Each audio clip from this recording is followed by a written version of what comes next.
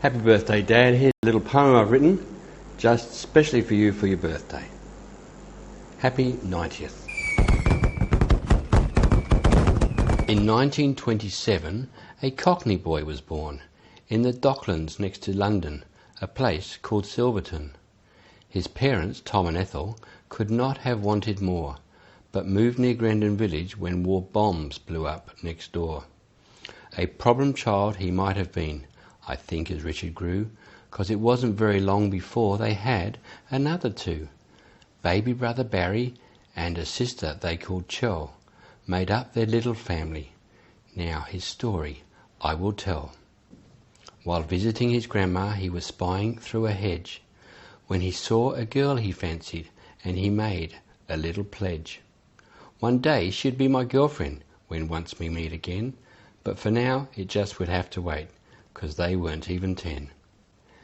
At a social later in his teens, he asked this girl to dance. Normally she'd have said no, but thought she'd take a chance. Then an army stretch in India, writing letters every day, and on his return they courted, so what more can I say? His next career was farming, and he led a farmer's life, and in June of 1949, that girl became his wife. Their first home was a caravan with a stove, a bed, but no TV. You know what's coming next, I guess. It just was meant to be. A baby boy, a little girl, and two more just the same, made up their little family who'd carry on his name. His farming life was over in the year of 61 and moved to life insurance. A new career begun. A great big house in Selsey where we all could run around and Mum could chat over the fence when Dad was out of town. 6 more years of door to door, his youngest kid now 8. He up and moved his family and decided to migrate. In Oz, his life insurance days was really not long-lived, so he bought a little corner store, just like his parents did. Over the next 10 years or so, he bought and sold 3 more, a minute market, corner shop, and a great big cut-price store. Now, watching others overseas, he conjured up a dream, a great big Canberra food barn, the likes no one had seen.